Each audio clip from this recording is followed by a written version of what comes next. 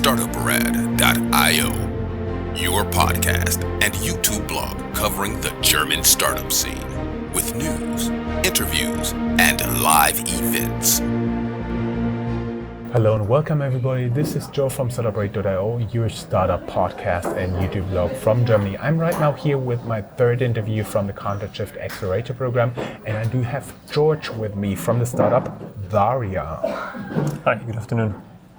Thank you for being here. Can you introduce our viewers, our listeners, to who you are and what you guys are doing with Varia? Sure. So as you said, my name is Georg. I'm one of the co-founders of Varia. Varia is a software analytics company, so we do text analytics in an automated fashion to provide perspectives as a service.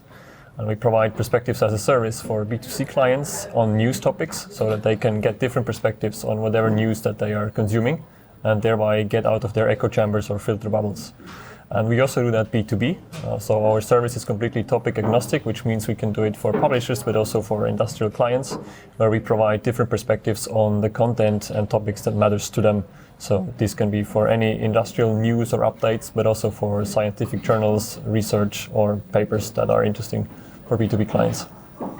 Is this like locked to a certain language? So for example, just German, just English, just Chinese? What you can experience B2C right now is only English, so everybody can go to Varia.media and explore our alpha version of the B2C product. That's just English. We already work with German as well, and we are trying to incorporate more languages on the go.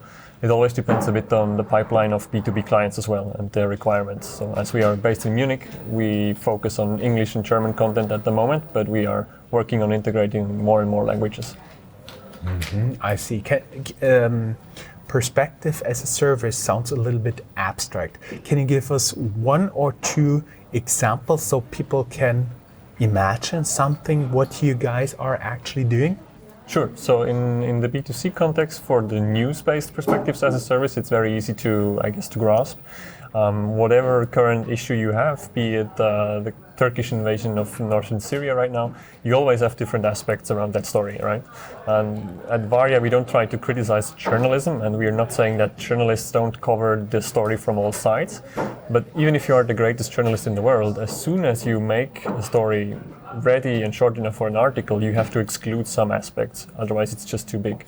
And as soon as you exclude, you generate a perspective, because you will only direct your story towards certain aspects of what's actually happening in the whole picture. And through our own natural language processing framework, we have a multi-layered process where we bring all reports and all news stories around the same topic together and then qualitatively assess what are the different viewpoints. So how are the different articles on the same topic, how are they different? And we highlight that to the user so that the user himself can navigate through the different perspectives and come up with a well-informed opinion at the end of it. Mm-hmm, mm-hmm. So it's also something like for meta journalism, for PR guys as well. As Absolutely.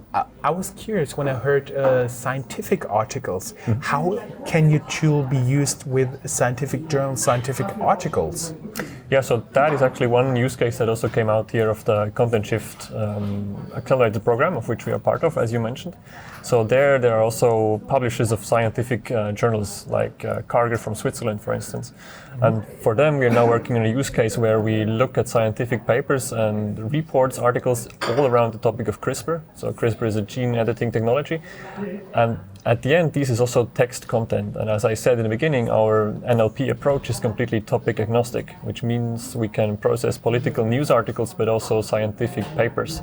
So right now we're looking at thousands of CRISPR articles and are trying to cluster them and aggregate them in a meaningful manner so that you can see what are the different hot topics and hot conversations happening around CRISPR.